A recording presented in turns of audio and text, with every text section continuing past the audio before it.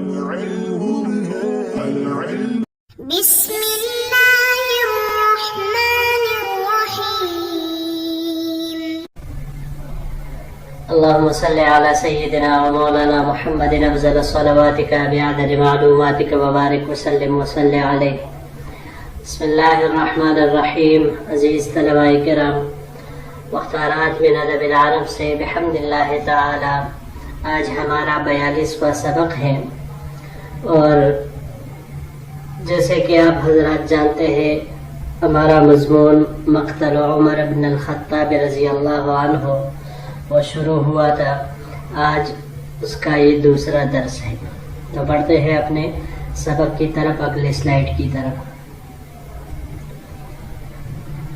جی قبل میں ہم نے پڑھا کہ حضرت عمر بن خطاب رضی اللہ تعالیٰ عنہ کو جب ان کے گھر منتقل کیا گیا تو ان کے بارے میں لوگوں کی رائے مختلف تھی. کچھ لوگ یہ سمجھ رہے تھے کہ حضرت عمر رضی اللہ تعالیٰ عنہ بچ جائیں گے، اور کچھ لوگوں کی رائے کچھ اور تھی. تو قبل میں پچھلے سبق کے آخر میں جو ہم نے پڑھا وقائل یقول تو لا بأس، اس کے ساتھ وہی پہلے والے لوگ مراد تھے کہ جو کہنے والا کہہ رہا تھا کہ کوئی بات نہیں انشاءاللہ ٹھیک ہو جائیں گے. اب یہاں سے جو دوسرے فریق تھے وہ ذکر ہو رہے ہیں وقائل یقول اخاف علیہ، اور ایک کہنے والا کہہ رہا تھا کہ مجھے ان کی زندگی کا خطرہ ہے. فأتي بنبيذ فشربه فخرج من جوفه، حضرت عمر رضی اللہ تعالیٰ عنہ کے پاس نبیذ التمر کھجور کا پانی وہ لایا گیا.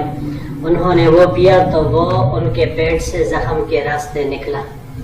ثم أتي بلبن فشربه فخرج من جوفه، پھر ان کے پاس دودھ لایا گیا تو انہوں نے وہ پیا تو وہ بھی پیٹ سے زخم کے راستے باہر نکلا. فعرفوا ان میت، تو وہ لوگ سمجھ گئے کہ حضرت عمر رضی اللہ تعالیٰ عنہ بچنے والے نہیں ہیں، یعنی ان کی شہادت یقینی ہے. فدخلنا علیہ، ہم ان کے پاس داخل ہوئے. حضرت عمر بن میمون فرماتے ہیں کہ ہم وہاں داخل ہوئے حضرت عمر کے پاس. وجاء الناس، اور لوگ بھی آنے لگے. فجعلوا یثنون علیہ، اور لوگ حضرت عمر رضی اللہ عنہ کی تعریف کرنے لگے. وجاء رجل شاب، ایک نوجوان آدمی آئے. فقال، انہوں نے کہا ابشر یا امیر المؤمنین ببشر اللہ، اے امیر المؤمنین آپ کو اللہ کی طرف سے بشارت ہو. لک من صحبت رسول اللہ صلی اللہ علیہ وسلم وقدم فی الاسلام ما قد علمت، آپ کے لیے حضور صلی اللہ علیہ وسلم کی صحبت تھی، یعنی آپ نے حضور صلی اللہ علیہ وسلم کی صحبت سے فائدہ اٹھایا اور ابتدا میں اسلام لانے کا شرف حاصل ہوا جیسے کہ آپ جانتے ہیں. ثم ولیت فعدلت ثم شہادت، پھر آپ والی بنائے گئے اور آپ نے عدل اور انصاف قائم کیا، عدل اور انصاف سے حکومت کی، اور اس کے اوپر پھر آپ کو شہادت کا درجہ اور مرتبہ ملا یا مل رہا ہے.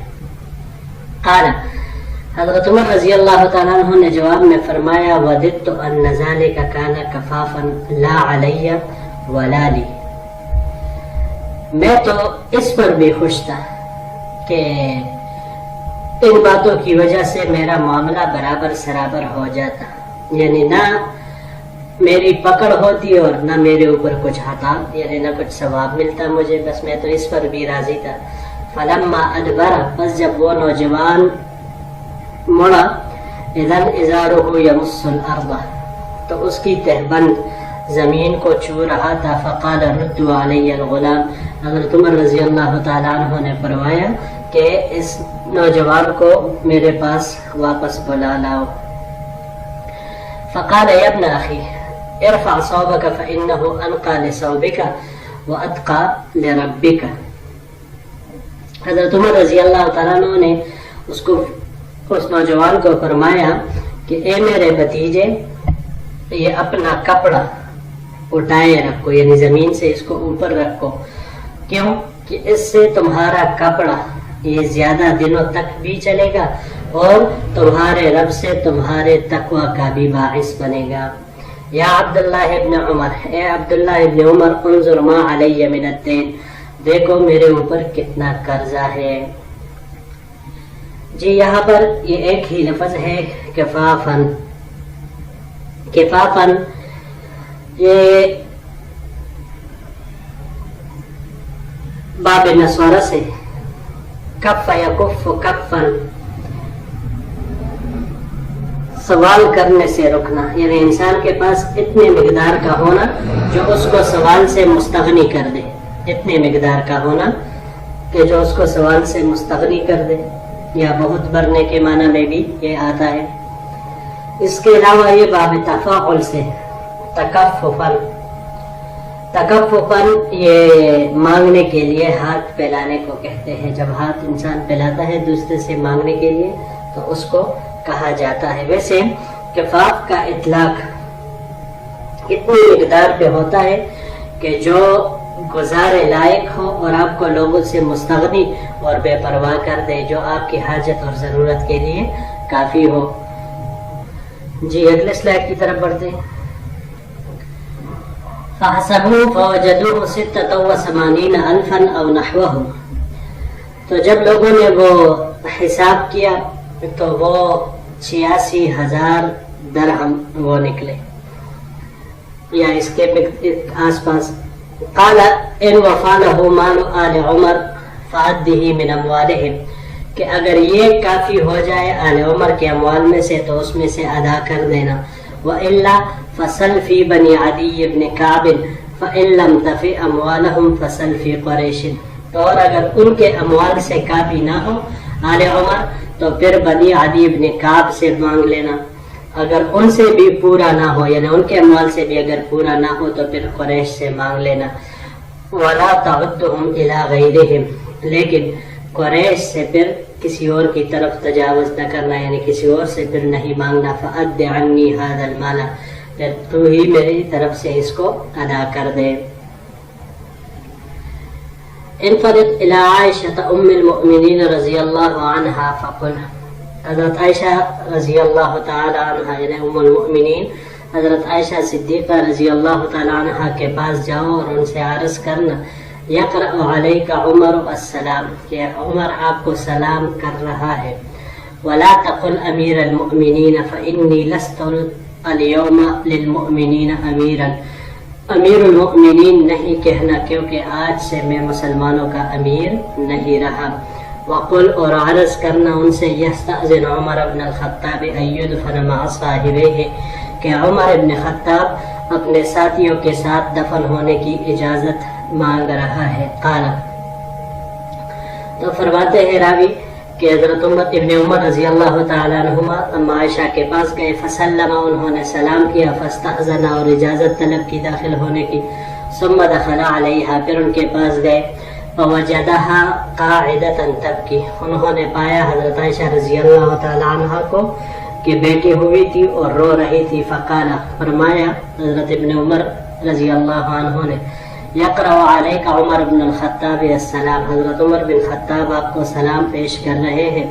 ویستأذن ان يدفن مع صاحبیہ، اور اپنے دونوں ساتھیوں کے ساتھ دفن ہونے کی اجازت طلب کر رہے ہیں. فقالت، حضرت عائشہ رضی اللہ تعالیٰ عنہ نے فرمایا كنت أريده لنفسي ولأؤثرن به اليوم على نفسي، یہ جگہ میں نے اپنے لیے رکھی تھی لیکن آج میں حضرت عمر رضی اللہ تعالیٰ عنہ کو اپنے اوپر ترجیح دیتی ہوں. فلما اقبل، بس جب حضرت ابن عمر رضی اللہ تعالیٰ عنہما واپس ہوئے، قیلہ کہا حضرت عمر رضی اللہ تعالیٰ عنہ کو کسی نے، هذا عبداللہ ابن عمر قد جاء، کہ عبداللہ ابن عمر واپس آ گئے. فقال، حضرت عمر رضی اللہ تعالیٰ عنہ نے فرمایا ارفعونی فاسندہ رجل الیہ، مجھے اٹھاؤ.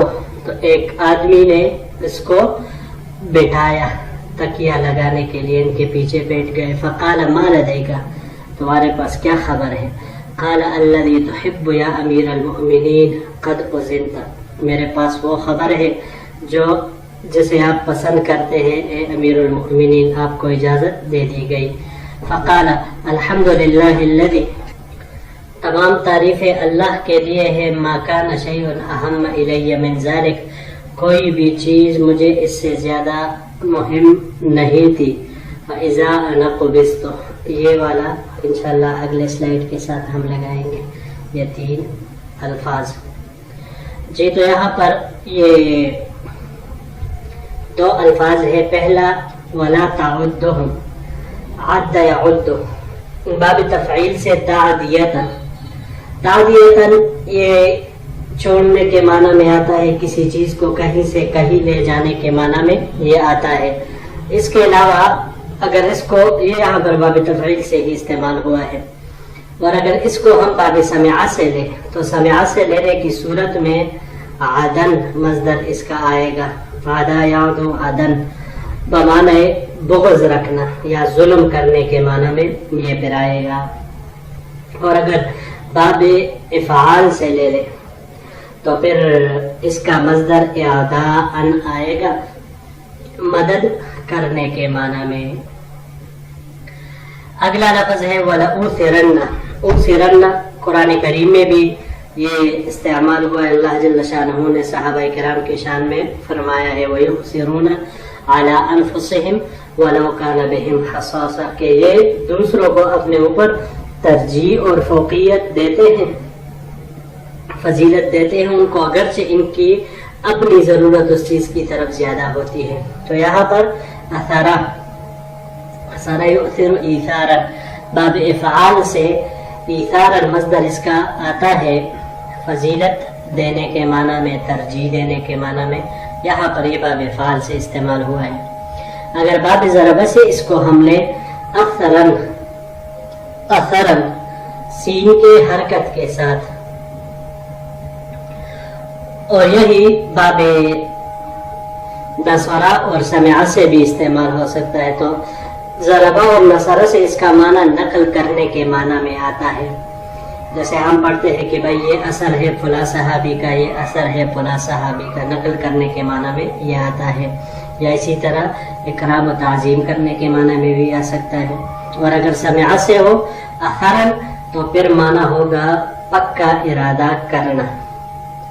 باب تفعیل سے تأثیراً مصدر اس کا آتا ہے اثر انداز ہونے کے معنی میں. اگلے سلائیڈ کی طرف پڑھتے ہیں. جی یہ فَإِذَا أَنَا قُبِضْتُ، یہ اس کے ساتھ ہے انشاءاللہ اگلے سلائیڈ کے ساتھ. فَإِذَا أَنَا قُبِضْتُ فَاحْمِلُونِي ثُمَّ سَلِّمْ. حضرت عمر رضی اللہ تعالیٰ عنہ نے فرمایا کہ جب میری وفات ہو چکے تو مجھے اٹھا کر دفن کرنے کے لیے لے چلو اور دروازے پر رکھ کر سلام کرنا. فقل، اور عرض کرنا یستأذن عمر بن الخطاب فإن أذنت لی فادخلونی وإن ردتنی فردونی إلی مقابر المسلمین. تو عرض کرنا کہ عمر بن خطاب دفن ہونے کی اجازت طلب کر رہا ہے، یعنی ہم ان کو دفن کرنے کی اجازت طلب کر رہے ہیں، بس اگر اجازت ملی تو پھر اندر مجھے داخل کر دینا، پھر میری تدفین وغیرہ کر دینا. لیکن اگر انہوں نے منع فرمایا یعنی اجازت نہ دی تو پھر مجھے مسلمانوں کے قبرستان میں دفن کر دینا. وجاءت ام المؤمنین حفصة رضی اللہ تعالی عنہا والنساء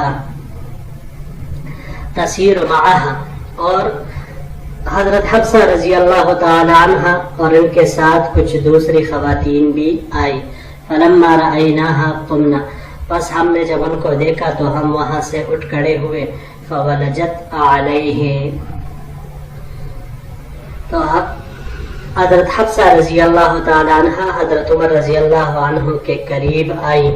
فبکت عنده ساعت، اور تھوڑی دیر تک وہاں آنسو بہاتی رہی، روتی رہی. واستأذن الرجال، پھر جب مردوں نے اندر آنے کی اجازت چاہی. فولجت داخلا لہم، تو ان کے اندر آنے کی وجہ سے آپ رضی اللہ تعالی عنہ مکان کے اندرونی حصے میں چلی گئی.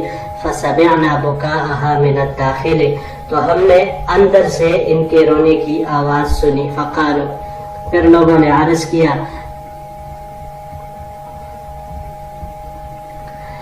اوصیا امیر المؤمنین استخلف، اے امیر المؤمنین خلافت کے متعلق کوئی وصیت کیجیے. قال ما أجد أحدا أحق بهذا الأمر من هؤلاء النفر أو الرهط الذين توفي رسول الله صلى الله عليه وسلم وهو عنهم راض. حضرت عمر رضی اللہ تعالیٰ عنہ نے فرمایا کہ میں ان حضرات سے زیادہ اور کسی کو بھی اس خلافت کا مستحق نہیں سمجھتا کہ جن سے آپ صلی اللہ علیہ وسلم اپنے وفات تک راضی اور خوش تھے.